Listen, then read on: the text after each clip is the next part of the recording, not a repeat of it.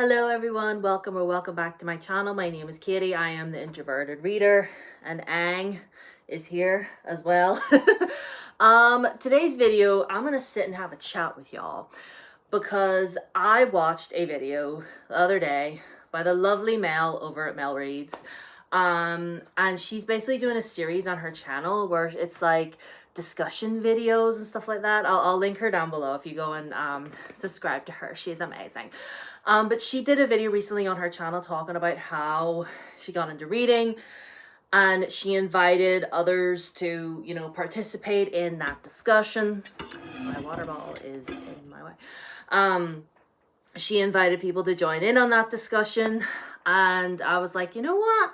I think I will, but instead of leaving a comment on your video, Mel, I've decided that I'm going to just make a video about my reading origin story, if you will. And by the way, that window's open, so if you hear outside noises, ignore that. They're doing stuff on the house across the road. And yes, I'm wearing the exact same Stray Kids t-shirt that I was wearing in my last video because it's my favorite thing in the world and I will never change. Anyway, so let's have a drink of water first. I hope y'all are staying hydrated. Okay. I haven't written any notes for this, so I'm just gonna be sitting here talking out of my ass, but whatever. So let's journey back to when little me was maybe about 8 or 9 years old. I was in primary school. I've blocked out most of that time of my life, honestly, because trauma, but one specific time of my life that I do remember, I think I was 8 years old, 8 or 9, around that age, and there was the book fair coming to the school, one of my very few happy memories of primary school. And you get your little book token and you go. They brought us to this room where they'd set up all the books, and it was basically, our teacher was basically like, pick a book and write a review on it. So I was like, happy days. So I'm looking around, and I spotted a book. I spotted a book, and I immediately went over and grabbed it and said, this is mine now. And you know what book that was? The Princess Diaries by Meg Cabot. Yeah, The Princess Diaries by Meg Cabot. Now, I know what you're thinking. Isn't that a book for teenagers? Yes. Yes, it is. Because it talks about all of the things that as a teenage girl I would go through later in my life, 13, 14, because Mia at the start of that series is like 14, 15, so I'm going through all the things that 15-year-old girls go through, and I read that when I was 8 years old, and I wrote a review on it. I did. Shocked my teacher, something shocking, but I did. I read it, and then I ended up carrying on, and I'm reading that series. And then obviously that series about the boy who's a wizard, read that too, but we don't talk about him. So there was that, and then after that, I'm gonna be real, after HP Sauce, I wasn't really reading that much, if I'm being completely honest with you. I would try and pick up other books, but it just wasn't happening. And, after HP Sauce finished, I was like, well, what do I do now? Like, I don't know what else there is. And then one day, I think it was around the time when the Goblet of Fire movie came out, right? Robert Pattinson was in that movie. Remember him? And then I remember I was at the cinema with my friends, and we saw the movie poster for Twilight. And obviously, Robert Pattinson was on the front of that. And me and my friends saw that, and we were like, that's the hot guy from Goblet of Fire. He's playing a vampire in a movie we have to go and see. So, yeah. So we went to go see Twilight the movie in Belfast on its opening night, surrounded by a bunch of twihards with their books, and we're looking at them all going, it was a book? What? So there we were, us two emo kids. We blended in really well. Us two emo kids, we blended well.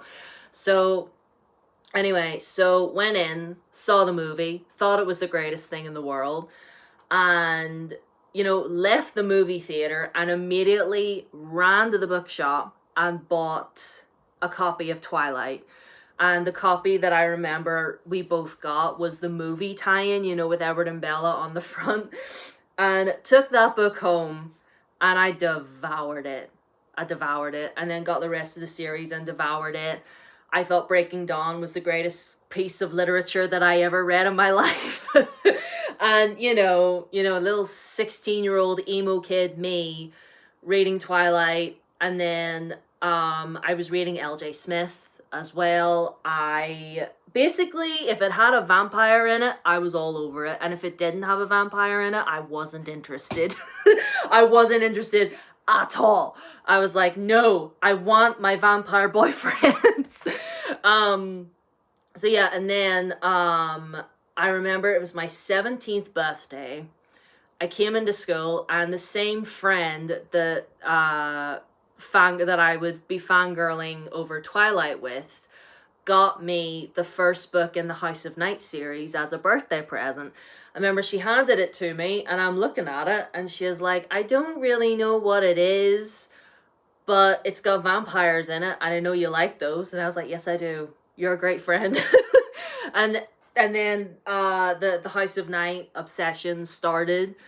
And it was actually through House of Night that I found Mortal Instruments, because I remember walking through a bookshop trying to look, I was either trying to look for the next book in the House of Night series or just something else with a vampire in it. And I saw City of Bones with Jace's torso on it. I was like, there's a naked body on that book. What is that? I picked it up and I saw vampires written on the cover, and I was like, I don't know what a shadow hunter is, but there's vampires in this, so I guess I'll read it. And then thus began the Mortal Instruments obsession, Infernal Devices, everything to do with that. And since then, I went from wanting a vampire boyfriend to come and get me to wishing that Jace Whalen would come busting through my door and tell me that I'm a shadow hunter and take me to the Institute. And I'm still waiting, Jace, like what's going on? So yeah, so thanks to Twilight, House of Night, and the Mortal Instruments, I don't think that I would be the reader that I am now, if I'm being real with you. And then I remember later on I was reading PC Cast and all her like smutty romances. I can't remember the first time I read Divine by Mistake, which is probably one of my favorite books of all time, but I remember feeling like I'm way too young to be reading this. This is very, very adult, but I was reading that, and I read The Hunger Games for the first time when I was 19. And because actually another friend recommended those to me, and I remember I downloaded them all onto my old ass ancient Kindle. One of the very first Kindles to ever come out. Like, it was like this big, and it had a keyboard on it. That's how old I am, children. That's how old I am. So yeah, thus began that. And genuinely, I'm looking at all these, and again, House of Night, Mortal Instruments, what was the other? Twilight. Nearly forgot about Twilight. Like, I was such a twihard, it was insane. Like, I would go to the openings for the Twilight movies with Edward Cullen on my t-shirt. I had a poster of him. I was watching interviews of them at Comic-Con through camera lenses that looked like they were recorded on a potato. Like, it was a thing. And still to this day, I would still watch them, and I still get such nostalgia from them. I would never read the books again, the Twilight books, but I would 100% rewatch the movies and get such a good laugh. But anyway, that's my reader origin story. It began with a vampire, and it's carrying on, but with demon daddies, because Carrie Maniscalco. Yeah. And that's my origin story. This is quite a short rambly video, but I hope you all enjoyed. Let me know yours down in the comments. Thank you to Mel over at Mel Reads for the inspiration for this video.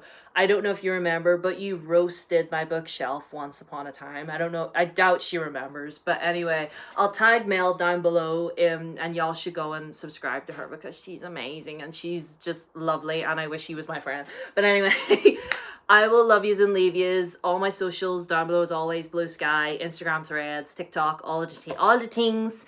If you want to follow me, subscribe if you haven't already. We're itching close to 500 subscribers, so I would really love to hit that. That'd be great. So anyway, I love y'all. Bye.